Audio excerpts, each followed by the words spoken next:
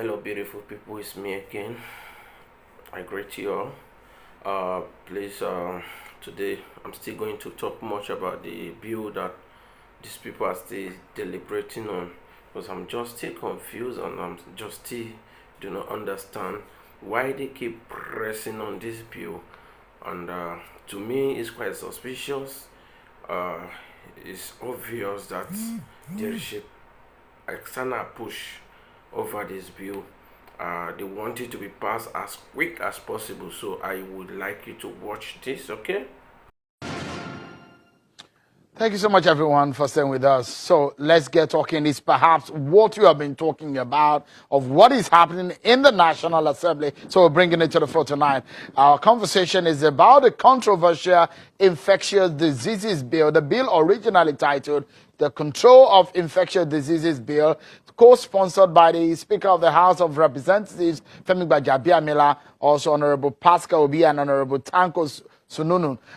Those are the three sponsors of the bill. The bill, which seeks to repeal the obsolete Quarantine Act of 1929 and enact the Control of Infectious Diseases Bill, make provisions relating to quarantine and regulations for preventing the introduction into and spread of dangerous infectious diseases in Nigeria and for other related matters. The bill has passed first and second reading at a plenary at the floor of the House of Representatives under what some critical opposition calls a controversial circumstances. The bill, we understand, is later for a third reading that same day, but it was resisted by some members. Today, a former senator representing Kogi West at the National Assembly, Dino Melaye, is suing the House of Representatives over the Control of Infectious Diseases Bill 2020. Senator Melaye is asking a federal high court sitting in Abuja to declare that some sections of the bill, which is currently being debated on the floor of the House of Representatives of the National Assembly, are draconian, oppressive, and authoritarian. Also, the political opposition coalition, CUPP, says it has intercepted very credible intelligence, according to them, or planned by the leadership of the House of Representatives to forcefully and without adherence to the rules of lawmaking to pass the bill 2020, which is allegedly proposing a compulsory vaccination of all Nigerians, even when the vaccines have not been discovered. Let's get talking about what this means, the implications for Nigeria. Yesterday, you heard on the program when I asked the NCDC boss about his view on the bill, what he said. Let's get talking to those who matter who are going to be part of the conversation on the floor. Honorable Simon Caro, he is the deputy chair of the House Committee on Human Rights, and also we have a very well-known Honorable Enwo Igadwe, is also a member of the House of Representatives. Thank you so much, honorable gentlemen, for coming on tonight. Let me begin with you, Honorable Simon Caro. You are opposing. You don't feel that that bill should stand. When it was raised, you're one of those who opposed the bill, who think that that bill does not, for example, should not be passed. Why are you opposing it? Well, thank you very much for bringing me on the show. I would not outrightly throw away the bill because it has some merits in it. What I am considering as a review or a consideration concerning the bill is the timing and the process of the passage of the bill. I feel that the time is too early for us to assess the capacity of the NCDC in handling such a pandemic. We must have passed through quite a number of circumstances like this, like the Ebola crisis, and then we also have the Lassa fever, which we are yet to contain completely. It would be appropriate if this bill awaits some time to give Nigerians the opportunity to review the activities of the NCDC, and also consider that Nigeria should also make some input into the bill rather than passing it quite fast. I believe in the spirit behind the bill because I'm confident about what the Speaker has actually proposed, but I am concerned that Nigerians also have the right to make their own comments and also make their own assessment about it.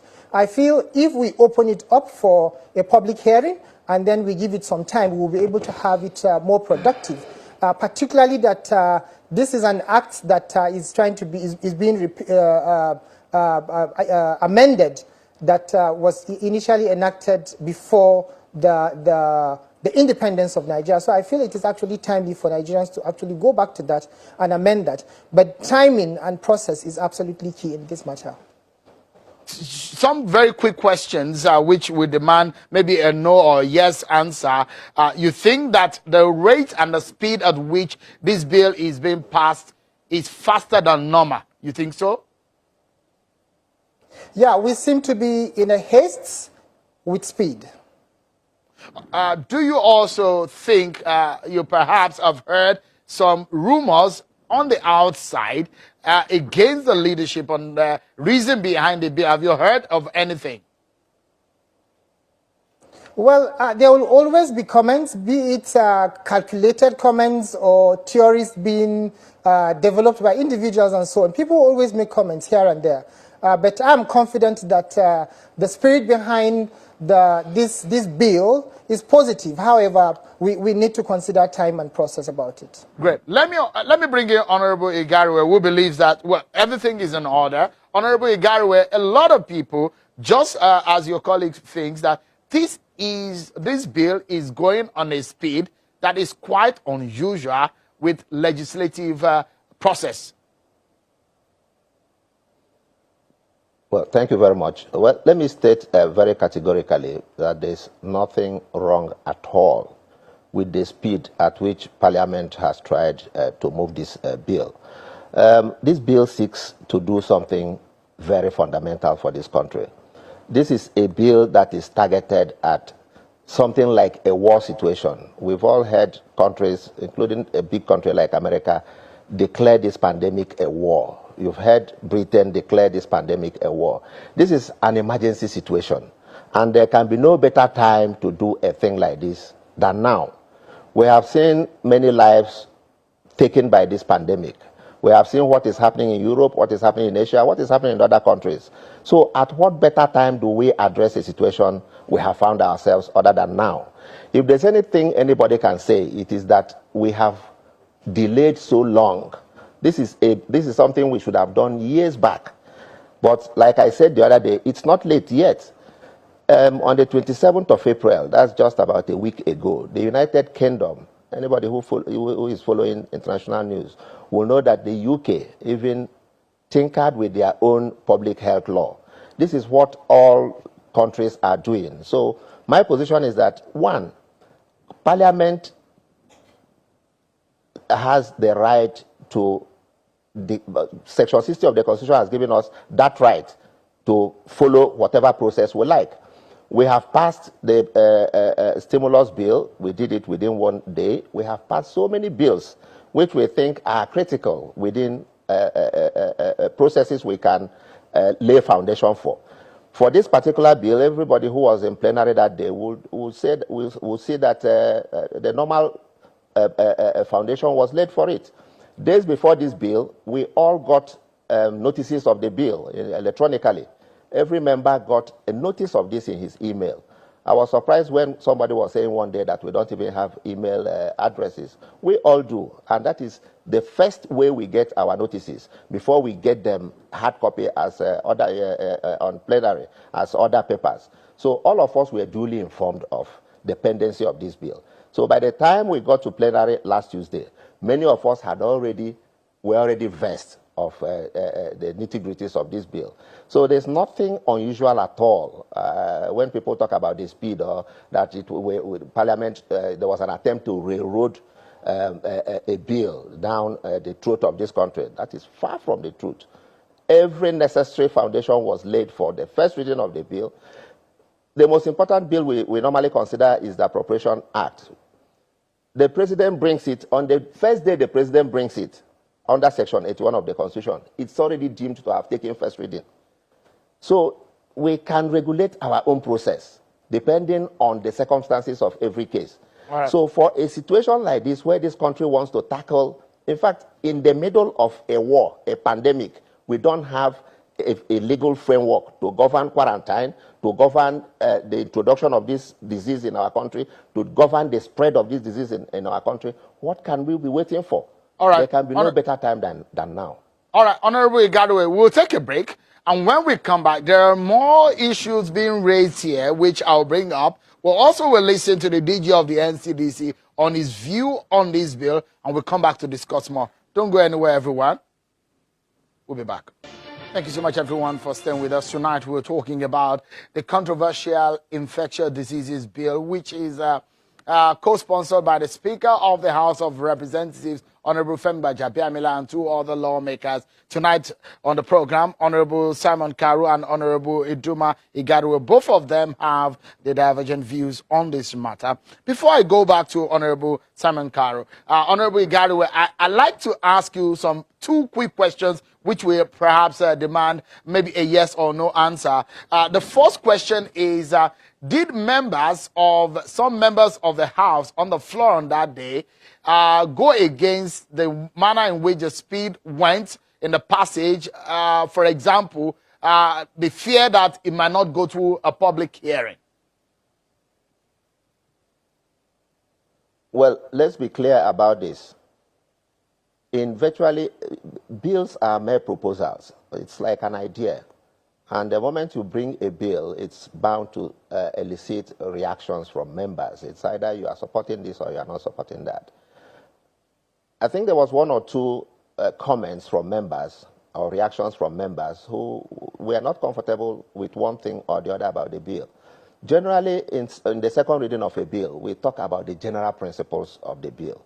Is this bill good or is it not good? Those are the things you consider. What are those general principles in the bill? So even the contributions of members who were against this bill on that day never addressed those key fundamental general principles of the bill. Which is whether this bill is supposed to come on. So the question I'm trying to get at is that, was this bill trying to override the process of public hearing? Is that true or false? That wasn't the purpose at all. Okay, so the second question would be that did all members of the House who were present or who are members of the House, did they see the bill? Have they seen the bill, the draft bill? I said earlier that normally this is the electronic age, for goodness sake. Each and every one of us get our messages either by soft copy or hard copy. And I'm trying to say that every member, I stand to be corrected. Perhaps somebody didn't get, but I got. And I know virtually every member ought to get electronic notice of whatever is coming on plenary, before plenary. So I got, every other member got. But if you're asking whether we got hard copies, I'll say we didn't get hard copies, but we got electronic copies of it. All of us got electronic copies of this bill. Okay, quickly again, Honorable Igaruwe. Sorry, apologies, because I need to go to your colleague so that we can balance things up. A quick one also is that you heard there that the NCDC boss, which of course, where you will find the bill domicile, should it be a law, says that he has not seen and is thinking that in the middle of a crisis, you don't pass a law. Well, that is completely not true. One is that I'm very surprised that the DG NCDC would be making that kind of comment. If there is any agency, meanwhile, this bill was not made for NCDC. We have to note that. NCDC is merely an agency that is supposed to play a role in the bill. So this bill is much larger, much bigger in every material particular than NCDC. So for the boss of NCDC to say he doesn't support this bill or not, it has nothing to do with him. We make bills for this country. We don't make bills for the DG of a corporation or an agency or a ministry. Besides, the DG NCDC, with all respect to him, I can't even see him commenting publicly on this because he's still under the Minister of Health. If the Minister of Health comes out to say, my ministry is not in support of this, it's a completely different thing. All right, so Honorable Igaruwe, DG to come and make this kind of comment, I'm surprised. Let's bring Honorable Karu. React to some of these issues that Honorable Igaruwe has brought up. Do you agree with some of the things that he said? Was it true that the bill was circulated electronically on that same day? And is that the right way things are being done? I I appreciate his position concerning the bill, and I also appreciate his comments concerning whether or not people got the bill. But I think that's not the issue here. What we need to consider is not to copy what Americans are doing or what Europe is doing. Have we assessed the situation in Nigeria? Let's not put the cart before the horse. Let us see if we have the capacity to sustain such laws within Nigeria. We have not been able to assess what NCDC has been able to do in circumstances like this. And if the boss of the NCDC is saying it is not an appropriate time, then I think he's actually raising a red flag somewhere. We need to assess the readiness of such an agency, the readiness of the Federal Ministry of Health, the capacity of the institution we have, the structures we have within, whether they are good enough to actually handle such laws if put into place. I am not against the law or the bill as it is now. It is with good intention, the spirit behind it is good, but then there are certain things that Nigeria needs to look at. We need to begin to look inward. Enough of looking at what countries in Europe and America is doing. We were not there when they began to put their structures in place. So we shouldn't be running at their speed. We must come home, look within, and look at what our structures actually have, rather than copying what America is doing or what Europe is doing. For example, just today, some cities opened up for people to actually partially move around.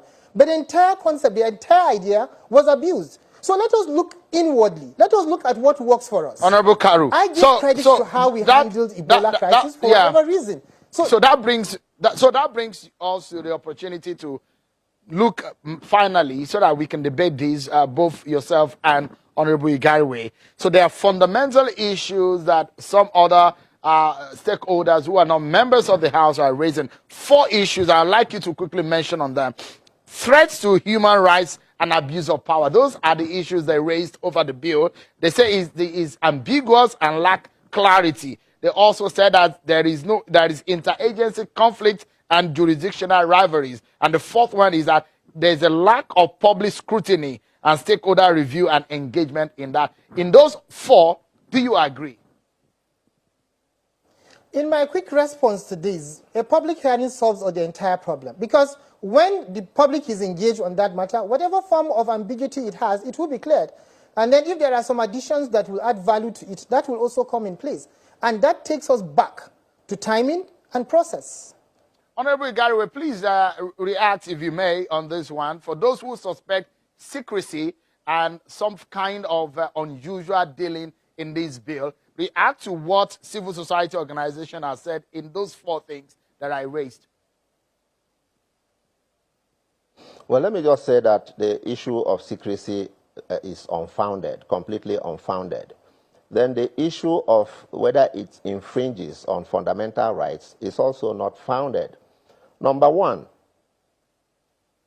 let us be clear about what this bill seeks to achieve. This bill seeks to prevent infectious diseases coming into this country. You see, it's just very easy to call them infectious diseases. This is a situation that has brought the entire world to a standstill. I'm using corona as an example. Of course, we have so many of these infectious diseases, including the ones we don't know yet. The point I'm trying to make is that it is a very serious situation. Imagine a situation that a country like America, has led to lockdown of whole cities. It is very unusual. So when people begin to, look, there are rights we have as individuals. There are also duties we owe to the public as members of society.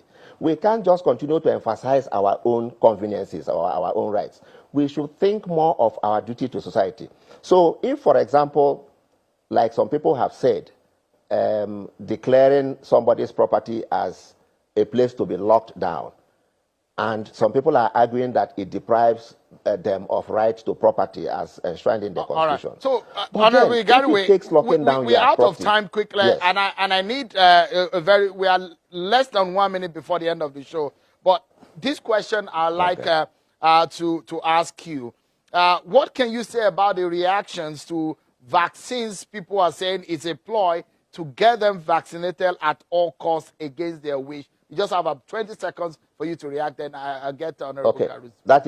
That is completely a misconstruction of what the bill stands for.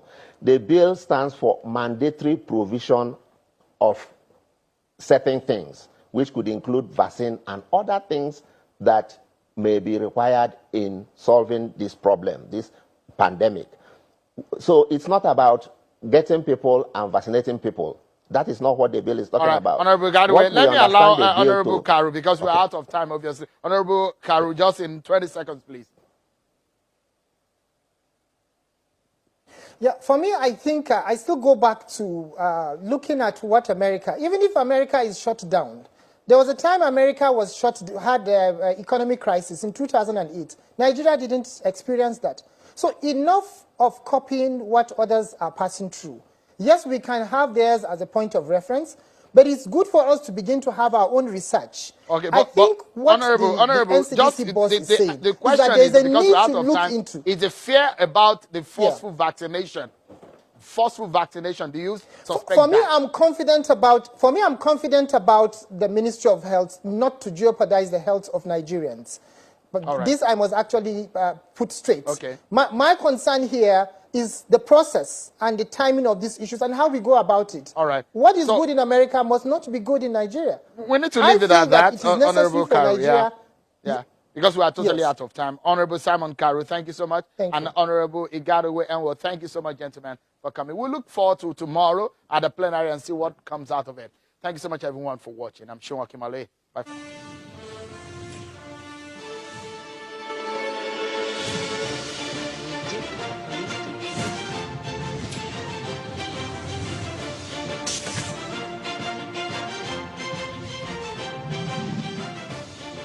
Yeah, from all indication, from all that they have said there, it's obvious that there's a hidden secret behind what is going on in the House of Rep floor. I think they are really pushing for this. Some of them may have been, cajoled into this. They may have been, someone may have sponsored them to do this. So I think those three guys, Femi Bajamila, Sanu Tanko, and what's the name, Obi, and three of them basically are the one trying to push for this bill, and I don't know what their aim is, but it's obvious. Very soon we'll get to know all these things. Very soon the cat will be let out of the bag, because there's no smoke without fire. So I presume that we'll pray and hope that God will intervene and intercede in this matter. Enough. It's not enough that they keep eating and enjoying our wealth. The money, there's no money again to eat. But the thing is, like now, it's all about a matter of life and death. So I don't know if they want to forcefully vaccinate us. It's just obvious. So let's see what will happen. If you have a comment, just drop it in the comment section there.